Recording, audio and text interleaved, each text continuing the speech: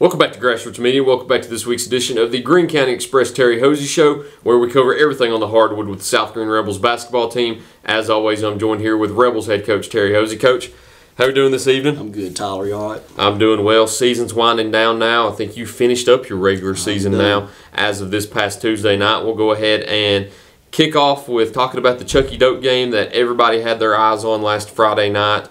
Place was packed. I've heard people tell me that might have been the most packed and the largest crowd they've ever seen inside of Chucky Doak's gym. It was exciting. And it seemed that way last year when you played that exact game here at South Greene. You had standing room only, to where if you had a fire marshal come in here, you might have gotten in trouble. But it's always that way when you come down to that last regular season matchup, and it was for all the marbles once again. Had a chance to get all the way up to first or fall back to third. Ended up getting behind a little bit, couldn't catch back up in the fourth quarter, and took the loss to fall back to potentially the third spot in the district. Take me through that game and talk about your emotions throughout it. Played a good team, first of all.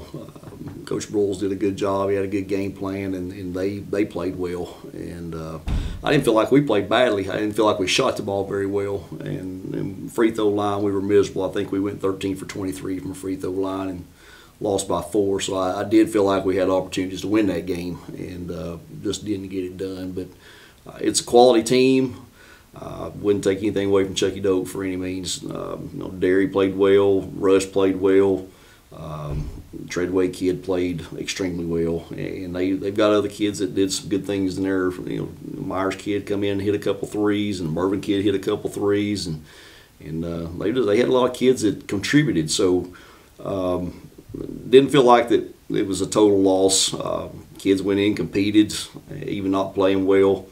And it was a good atmosphere. You couldn't ask for anything any better. So disappointing. We were disappointed. Felt like I got punched in the mouth after the game. You've got that opportunity to take first place, and if you lose, there is that danger of falling all the way back to third. And I know I told you earlier in the season, we may wind up finishing third in our own conference, and I knew that was a realistic possibility. So depending upon, of course, this thing will air after tonight, but Hampton and West Greene tonight, however that turns out, will determine where we either finish second or third. But it's been a good season. We finished up 21-6, and I can't be upset with that. You can never be upset when you finish with 20 wins in the regular season, because that's a rarity to a lot of schools and a lot of programs too. And to get to 21, you had one left on the regular season after Chucky Doak went from one great atmosphere to another great atmosphere. Yes.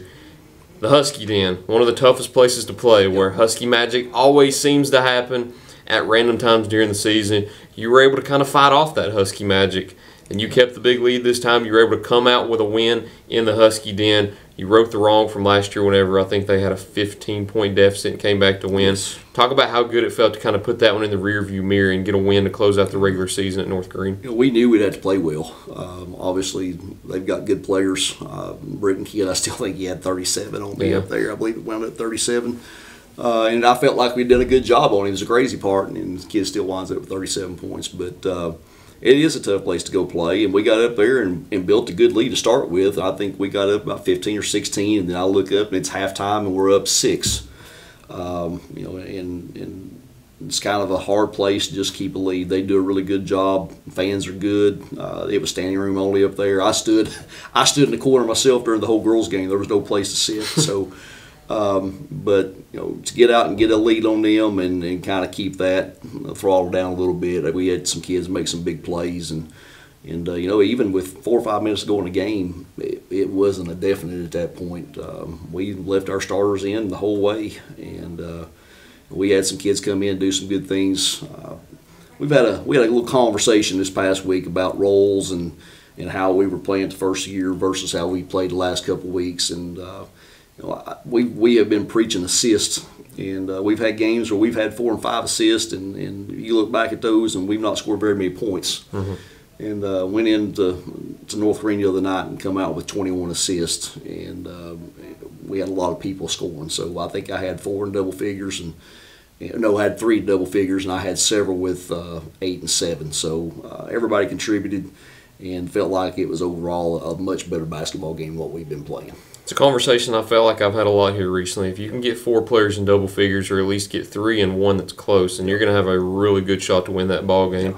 Unless it's a shootout and it ends up being like an 85-80 final. Almost like the one you had with Hampton recently, too. Well, it scared me up there the other night. It was 80-60. I was afraid it was heading that way, but we were able to get some stops. And I've got some big kids, so we owned the rebounds. And that was a big part of what we did to win the game. We out-rebounded them and were able to hold on. But I've also been in that situation, just like last year, up 15 in the fourth quarter, and you look up and you get your tail beat. So I knew that it wasn't over until it was over. It's always interesting when you go there and play in the Husky Den when the fourth quarter rolls around, because you never know what's going to happen. Everybody kind of buckles in when the fourth quarter tips off, or the inbound. But we'll go ahead and jump into the second half. That's the end of the regular season for the Rebels. Finish at 21-6, as you said, in the regular season.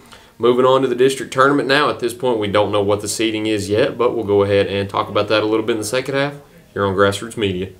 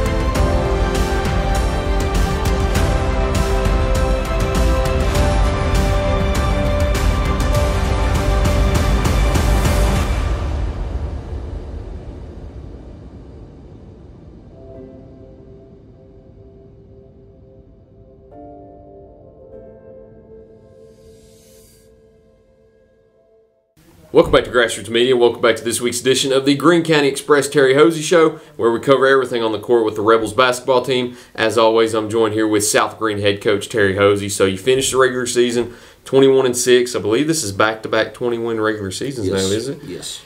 Going into the tournament now, we know you're either going to be the 2 or the 3. We mentioned it a little bit to where the West Greene-Hampton game tonight on Thursday night is going to decide whether you end up being the 2 or 3. If West Greene upsets Hampton, then you jump back up to 2. Yes. If Hampton does win, then you fall back to 3. And then at this point, even after that game tonight, we still don't know who you would play in the district tournament, because then West Greene and Johnson County would have to play on Friday night for the 4 to 5 or the 5 to 6 to be decided.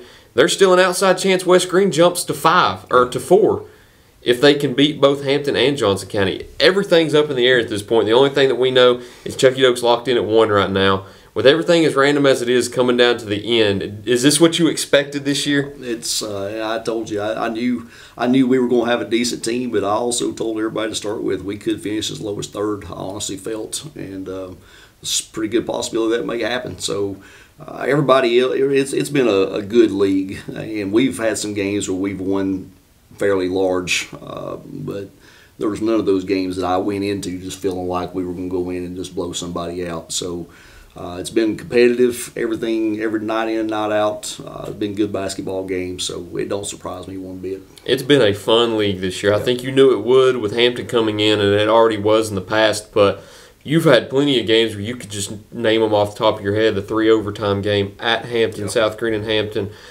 The 20-point comeback, Chucky Doak at South Greene. I believe it might have been a 14-point comeback, South Greene at West Greene. Yes. A lot of the exciting games that I can name off have been your games, and I'm sure it's probably taken a toll on you mentally going down to this final stretch. It does. You get to this point, you are exhausted. Mm-hmm. I don't think if you talk to any coach in high school right now, I don't think any of them would say that they're not tired. So I can imagine what the kids feel like. Yeah.